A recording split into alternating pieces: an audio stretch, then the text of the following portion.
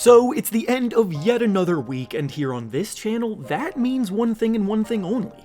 Every weekend, I post an episode of this series we do called Your Take Not Mine, where I turn to you, the viewers, to give me your hottest NBA takes of the week based on what's going on at the time, and I then choose my favorite submissions and discuss them in a video. This week, there has been more action every night, with a few big matchups going down, more rumors of trades possibly coming on the horizon, the standings are starting to shake out, and we're getting a good picture of where things are going, so we definitely have plenty to discuss. In order to submit your takes, I make a community post on either the day of or the day before the video, similar to the one that you see on your screen now, so if you want a chance to be featured in a future episode, be sure to stay on the lookout for that. Before we start though, I want to thank the sponsor of today's video, PrizePicks. As the new NBA season continues on PrizePicks, it is the best and easiest way to play daily fantasy to stay engaged on all of the excitement. All you have to do is pick between 2 and 6 players and the over or unders on their projections, and you can win up to 20 times your original entry. Choose between points, rebounds, assists, three-pointers made, fantasy points, and more, plus you can even make mixed sports entries, so if you also happen to be a fan of football, baseball, soccer, or anything else, PrizePicks has you covered.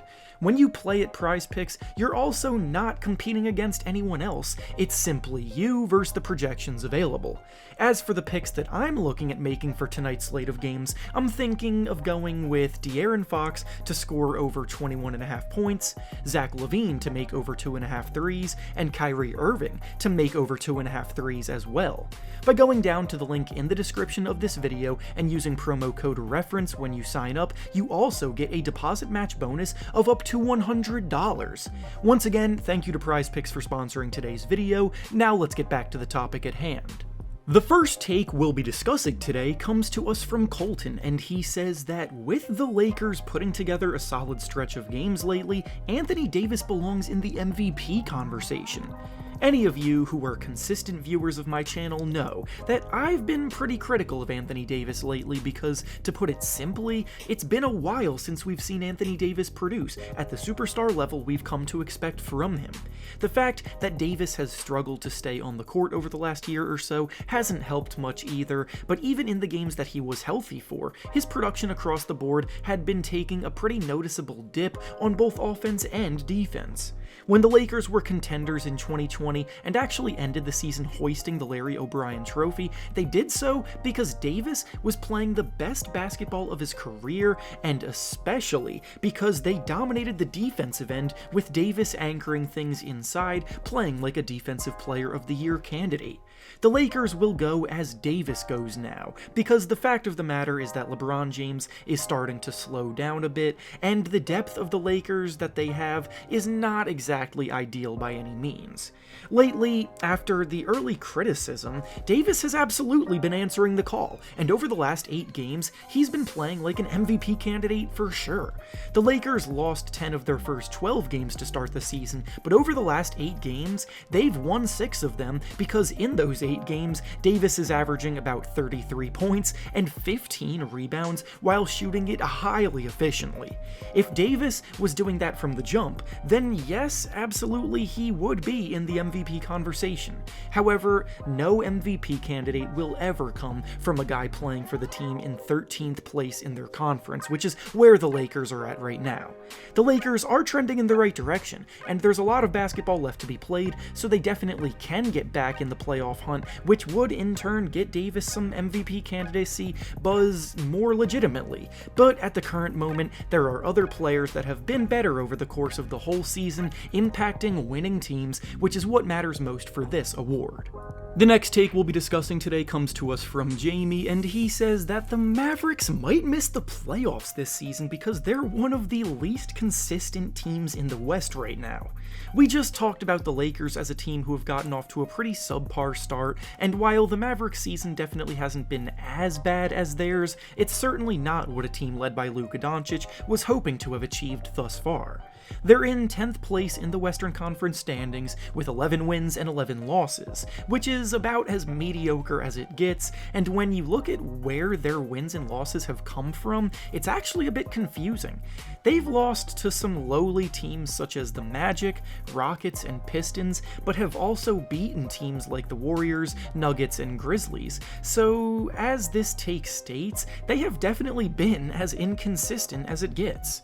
When Jalen Brunson left the team in free agency this summer, the Mavericks weren't very aggressive in pursuing a replacement for him, and while they did bring in Christian Wood via a trade, they stayed put with what they had in terms of ball handlers in the backcourt. One of the things that the Mavericks have been missing is a legitimate sidekick for Luka, who can consistently take the pressure off of him on offense, because for the majority of his career, he's been responsible for creating almost everything that happens. Brunson was emerging, and they let him walk, so that hole became even more glaring this season. With all of that being said though, I'm still not worried about the Mavericks missing the playoffs. Luka is talented enough to single-handedly lead a competent offense, and the team around him is built to play good solid defense. The Mavericks actually rank in the top 10 in the NBA both offensively and defensively so far this season, which is always a checkmark for a playoff team. So as the season progresses, I fully expect them to work out some of the kinks and fluky losses and minimize enough for them to solidify themselves as, at the very least, a top 8 Western Conference team.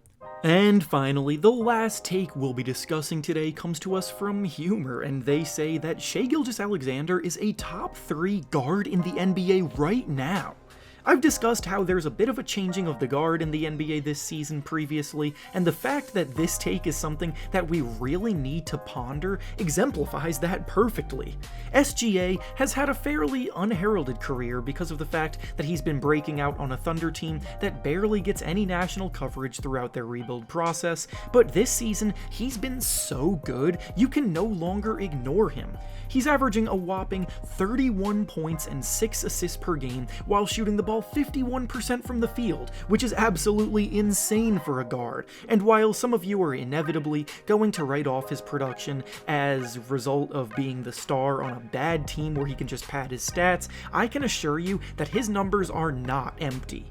The Thunder are by no means a good team right now, but when SGA is on the court, they actually outscore their opponents per 100 possessions, which is a testament to how impactful Shai has actually been, and they have also pulled off some impressive wins this year against good teams, because even though they're technically tanking, they compete pretty hard on an every night basis. I think the only 2 guys you can assuredly say are better at the guard positions right now are Steph Curry and Luka Doncic, because after that, Shai could absolutely be right there in the conversation for 3. I would like to see him produce at this level for a longer period of time before I slot him in that high on a player ranking list, but he definitely has the talent to earn that kind of respect sooner rather than later. And with that being said, that's all I have for you today. Make sure to like the video, subscribe to the channel, and comment down below what you think about the takes we discussed. Thanks for watching, and I'll see you all next time.